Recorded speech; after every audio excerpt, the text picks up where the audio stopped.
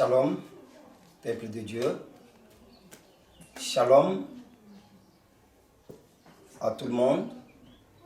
Nous vous saluons encore une fois de plus au nom puissant du Seigneur Jésus-Christ. Comme à l'accoutumée, nous sommes à notre émission Temps de la vraie connaissance. Aujourd'hui, nous allons partager un thème aussi important, un thème d'actualité, un thème de réflexion, un thème de la remise en cause.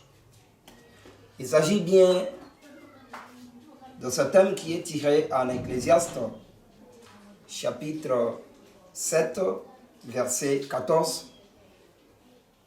Il est dit, au jour du bonheur, sois heureux.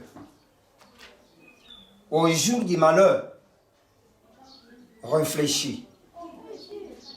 Lorsque nous revenons en Proverbe chapitre 16, verset 20, la Bible dit, celui qui réfléchit sur les choses, il trouve du bonheur. Et celui qui se confie en l'Éternel est heureux. Ces deux passages, le temps que nous traversons, nous poussent à intituler notre thème du jour Interpellation. Interpellation, pourquoi?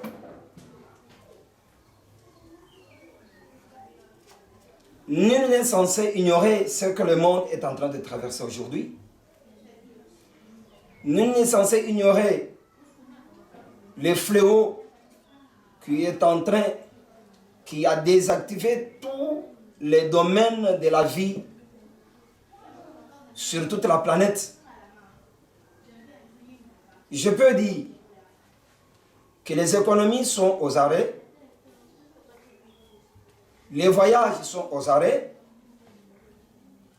les institutions sont aux arrêts, les loisirs, les commerces, tout est bouleversé. Bref, nous sommes au jour des malheurs. Et chaque fois qu'il y a un malheur, il est important que nous puissions nous poser des questions pour savoir pourquoi ces malheurs. Et la Bible nous recommande qu'au jour des malheurs, réfléchis. Et la bonne réflexion, c'est celle qui nous pousse à de bonnes questions et pour aboutir à de bonnes solutions. Je peux aller vite en besoin pour dire il faut savoir se poser des questions, des désarticulations. D'où viennent cela? Pourquoi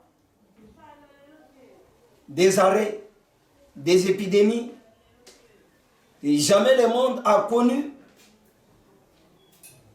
des circonstances, des tensions comme nous venons de la vivre à peine quelques mois.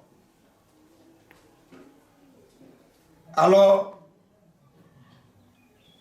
c'est ainsi que les gens viennent bien avertis. Dans les temps de souffrance, ils doivent d'abord s'interpeller. L'interpellation, selon Proverbe, nous amène à deux affirmations qui sont la réflexion et la confiance à l'Éternel. Une bonne interpellation doit nous amener à des solutions durables, à des solutions qui demeurent, à des solutions viables.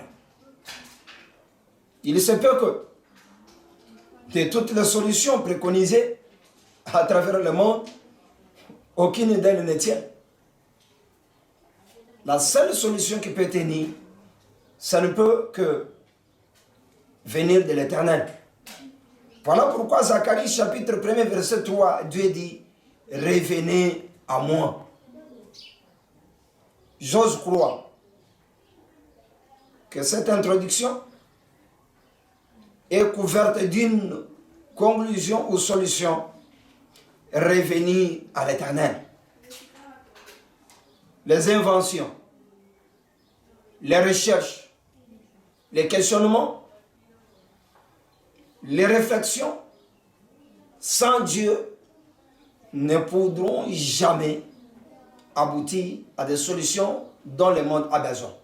Puisque la Bible dit, si l'Éternel ne bâtit la maison, celui qui l'a bâti fait un travail vain. Donc, l'homme sans Dieu n'est que vanité.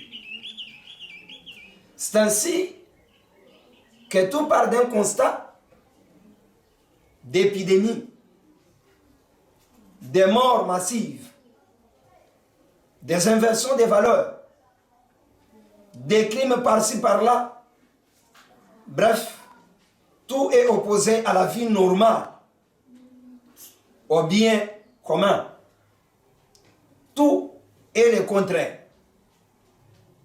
D'où les mondes, les familles, les sociétés se retrouvent, les États et les gouvernements du monde se trouvent dans les malheurs.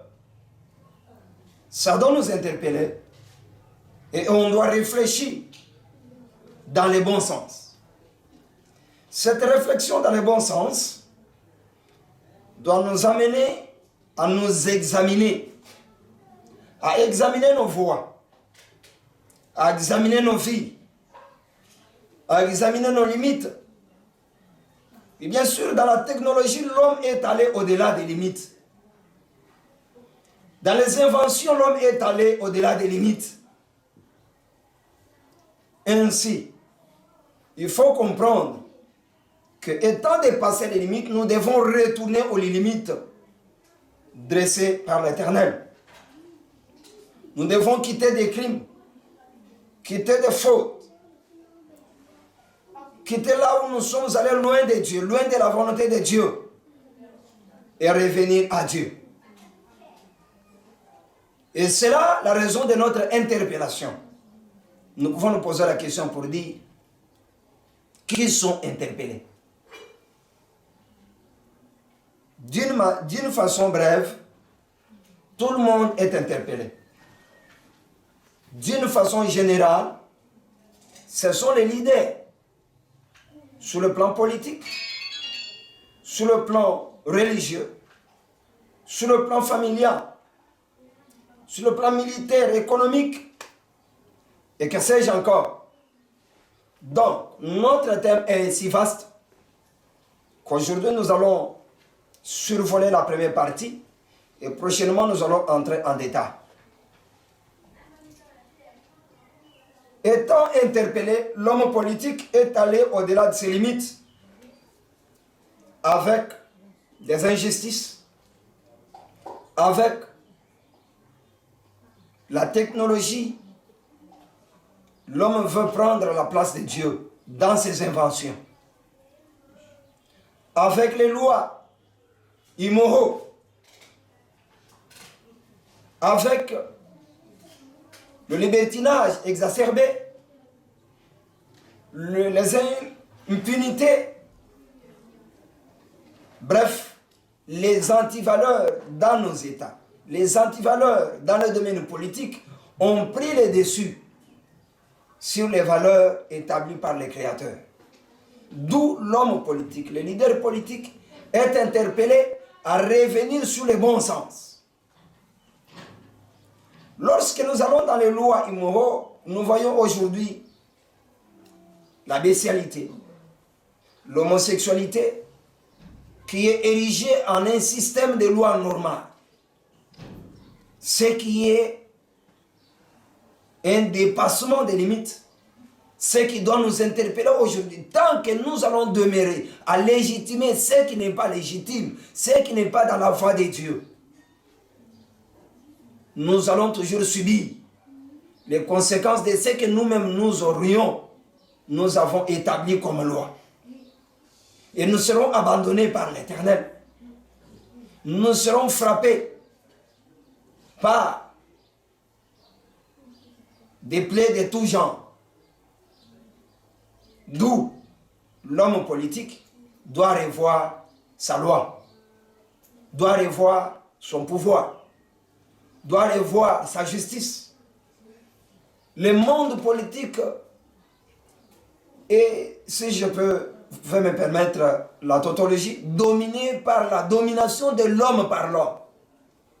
Comprenez le système d'esclavage, le système de colonisation, le système d'impérialisme.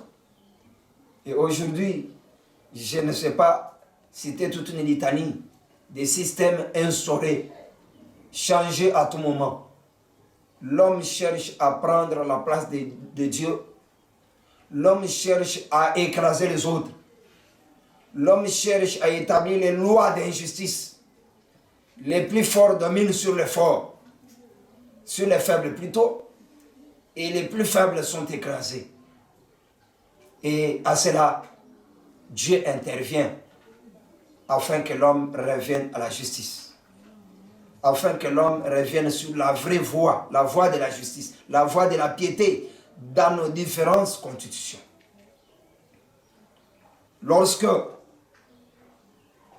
nous voyons ce qui a été, si je peux dire, légitimé par la politique, là, nous allons toucher le domaine religieux. Là, nous voyons des prélats catholiques, nous voyons des pasteurs, des prêtres, des prophètes. Nous voyons également des imams qui aujourd'hui, ils ne sont pas des modèles. Nous n'avons plus de modèles aujourd'hui, ni dans le domaine politique, ni dans le domaine économique. Tout est inversé. Le bien a pris la place du mal. Le mal a pris la place du bien. Le mal est acclamé. Lorsqu'il s'agit du message donné au peuple de Dieu, vous vous en souviendrez, lorsque nous avons parlé de l'émission précédente, l'inspiration n'est plus donnée au peuple de Dieu. Aujourd'hui, ce sont les sentiments personnels. Aujourd'hui, ce sont les émotions personnelles. Aujourd'hui, ce sont les comportements personnels. Or, Paul disait, soyez mes imitateurs comme je le suis de Christ. Donc, Christ était le modèle. Est-ce qu'aujourd'hui, dans notre société, dans nos églises, dans nos mosquées, dans nos différentes croyances, est-ce qu'il y a des pratiques qui honorent Dieu? L'idolâtrie a élu domicile dans le lieu saint. Le marchandage de la bénédiction. Aujourd'hui, le message de la sanctification n'a plus sa place. Le message du salut n'a pas sa place. Ce qui intéresse les leaders religieux aujourd'hui, c'est le ventre. C'est l'argent. C'est la gloire. Or, Jésus est mort pour l'homme, non pour l'argent, mais pour le salut éternel. Est-ce que le salut de l'âme intéresse les leaders religieux aujourd'hui?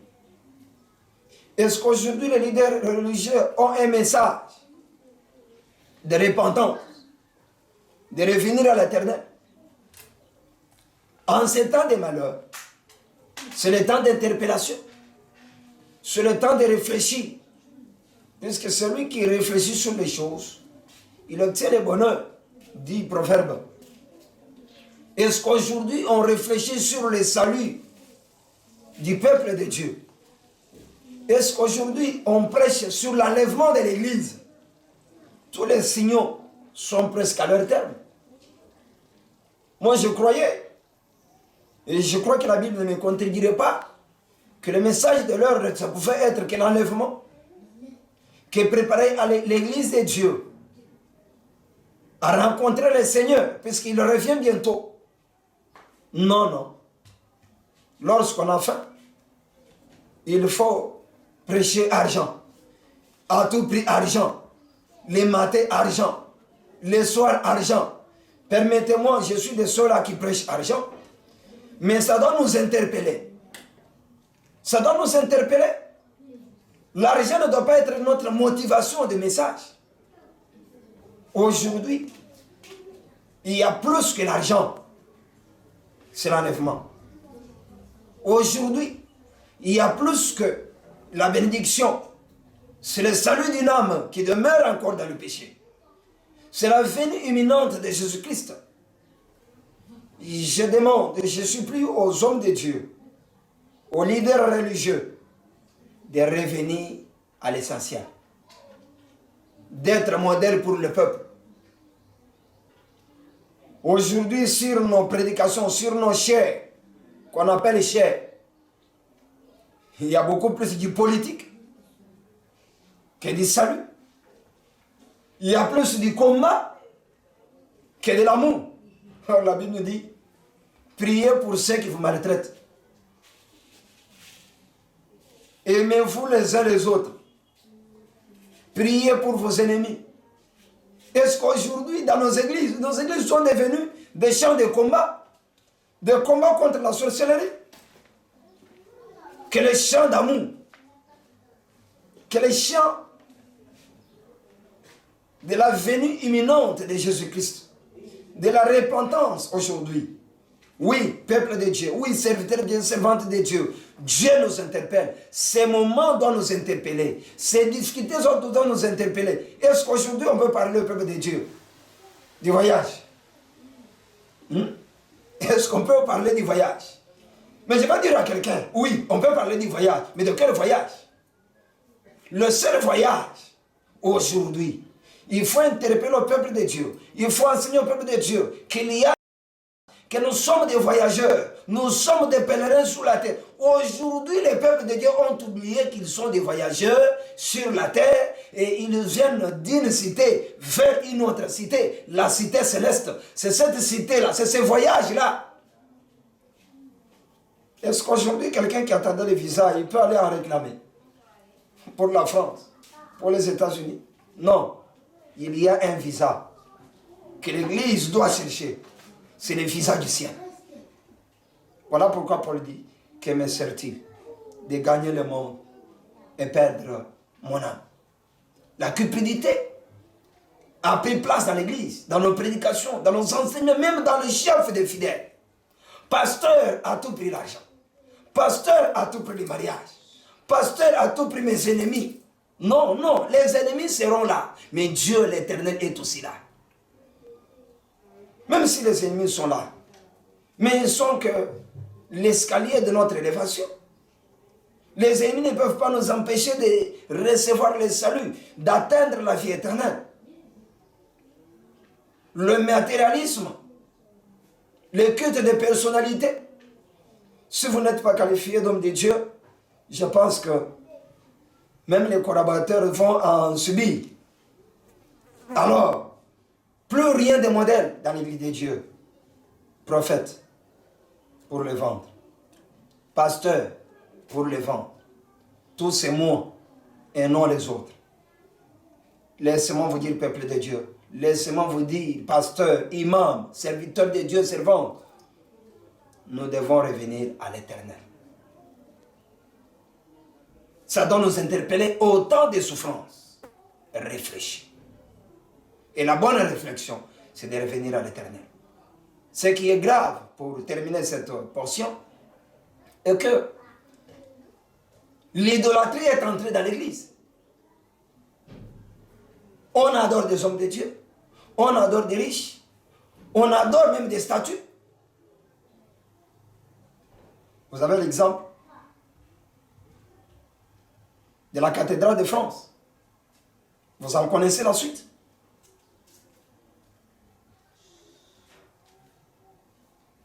Peuple de Dieu, il est temps que nous puissions revenir à l'essentiel, à l'état initial.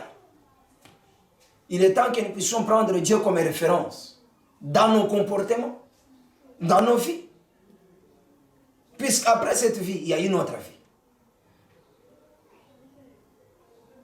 Qu'en est-il des leaders familiaux dans nos familles? Si je peux me résumer à ce sujet, il y a crise d'autorité parentale. Lorsque nous grandissions, nous connaissions que tout papa du quartier, c'est un papa. Toute maman du quartier, c'est notre maman. Et nous avons appris les devoirs des enfants envers leurs parents. Et il y a aussi des devoirs des parents envers leurs enfants. Mais aujourd'hui, avec la notion des droits de la femme, des droits de l'homme, des droits de l'enfant, de la parité, il n'y a plus de famille modèle. Il y a crise parentale, du pouvoir parental. Maman peut sortir, faire ce qu'elle veut. Papa peut sortir. Le mariage est devenu comme un contrat. Non, le mariage c'est une institution divine qui doit demeurer. Ce n'est pas un contrat de 2-6 mois. Le mariage, c'est une institution entre hommes et femmes. Ce n'est pas entre amis. Ce n'est pas entre hommes et hommes, femmes et femmes, homme et être, et tout autre être. Les bêtes, par exemple, comme c'est le cas aux États-Unis et dans d'autres villes du monde. Aujourd'hui, les parents ont perdu leur droit, leur autorité sur les enfants à cause des manques d'argent, à cause de ne pas se référer à l'Éternel. D'ailleurs, la Bible nous recommande que les parents doivent subvenir aux besoins de leurs enfants. Les besoins de la femme seront tournés vers l'homme. Aujourd'hui, les femmes se débrouillent. Comme elles se débrouillent, il n'y a plus d'autorité. D'où, leaders familiaux, nous devons revenir à l'Éternel. Nous devons réfléchir. Voilà pourquoi on lui a posé la question sur la femme qu'on devait hériter par l'un ou l'autre dont le frère était décédé. Jésus a répondu, qu'en était-il au commencement? Je peux expliquer quelque chose sur le plan scientifique. La modernité est mal comprise, puisqu'elle a été mal enseignée. Là, je suis sur le plan scientifique. L'homme a été créé par Dieu pour qu'il vive entouré de sa nature, de l'eau, des arbres, des herbes, des animaux, des prochains, ainsi de suite. Mais aujourd'hui, l'homme est en train de menacer la nature.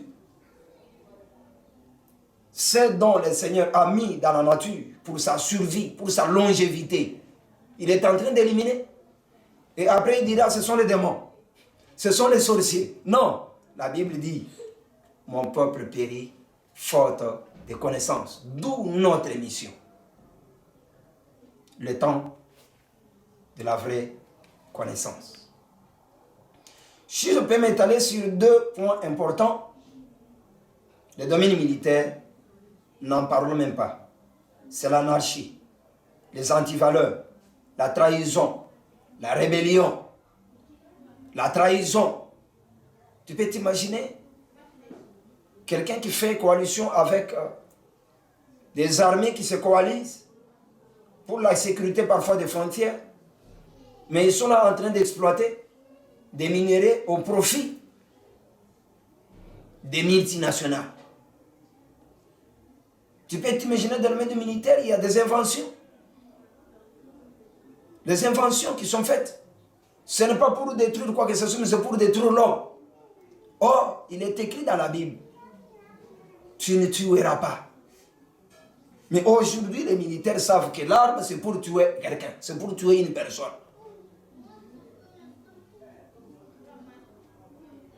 Les militaires ont droit à la vie éternelle aussi. Jésus en a parlé là-dessus. Ils doivent craindre le Seigneur. Ils doivent travailler avec justice. Et si je peux parler du domaine économique, sur le capitalisme est exacerbé. L'argent a tout pris l'argent. Vous avez l'exemple partout dans le monde. Maintenant, c'est chacun pour soi.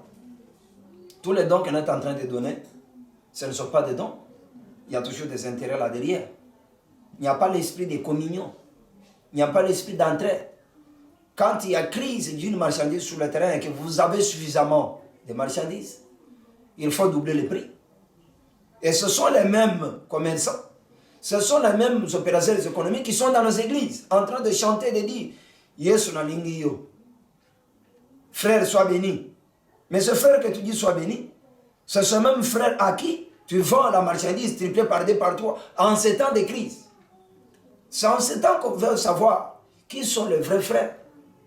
Or, Jésus dit, aimez-vous les uns les autres. Or, l'amour consiste dans les donner, dans le partage.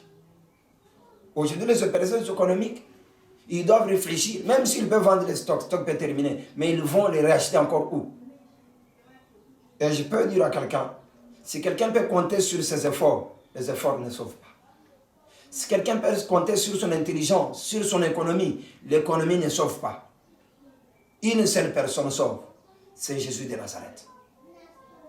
Nous devons donc nous remettre en cause. Nous devons donc être interpellés en ce temps difficile. Et lorsque nous serons interpellés, que nos consciences soient interpellées. Il y a des gens qui sont en train de planifier, qui disent, après le confinement, je ferai encore des péchés. Non, qui t'a dit qu'après le confinement, tu seras vivant? Puisque demain appartient à l'Éternel. C'est le temps de te repentir. C'est le temps de recevoir Jésus. C'est le temps de t'arranger avec le Créateur, puisque toutes ces choses, cela a prouvé à suffisance que toutes ces choses passeront. Les économies passeront. Les richesses passeront. Les mariages, les pouvoirs passeront. Mais une seule chose ne passe pas, c'est la parole de l'Éternel. J'avais dit à quelqu'un cet avant-midi que Jésus revient bientôt. Reviens à Jésus. Examine ta vie. Toi qui es dirigeant, toi qui es chef de quartier, bourgmestre, pasteur, prophète, imam, papa, maman, reprends tes responsabilités avec amour. En conclusion, si il y a crise, s'il y a remise encore de toutes ces choses, nous pouvons conclure que ce qui a manqué à l'homme, c'est l'amour. L'amour a manqué à l'homme. Les États ne s'aiment pas. Nous avons appris là où nous avons étudié qu'entre États, il n'y a pas d'amitié. Il n'y a que d'intérêt. Alors, la loi de Dieu nous enseigne l'amour. Aimer les prochains, on fera du bien. Aimer les prochains, on les traitera comme soi. Aimer les prochains, aimer Dieu, il sera adoré, il sera respecté, il sera craint, il sera sanctifié. Lorsqu'on aime, les choses marcheront normalement. Ainsi, nous terminons notre émission en disant à tout le monde que ce temps de confinement, que ce temps de crise réfléchit, que ce temps de crise nous amène à revenir à l'Éternel, nous amène à marcher dans une vie d'obéissance, dans une vie de sanctification, dans une vie de crainte de Dieu, dans une vie d'intimité avec le Seigneur, et dans une vie de prendre Dieu comme une référence. Puisque, en cet instant, enfin, les sciences sont au bout. Les intelligences humaines sont au bout. Les politiques économiques sont au bout. Les pensées des parents sont au bout. Seul et seul Dieu, c'est une référence. Et comme il est notre référence, remettons-nous en cause. Que notre interpellation nous amène à revenir à l'Éternel. Que Dieu vous bénisse. Que Dieu bénisse le monde. Que Dieu bénisse l'Afrique. Que Dieu bénisse la République du Congo et toutes ses autorités. Que Dieu bénisse les hommes de Dieu qui restent encore dans la voie de Dieu. Que Dieu rétablisse ses relations avec son peuple et que tout le monde vienne à lui. Je dis et je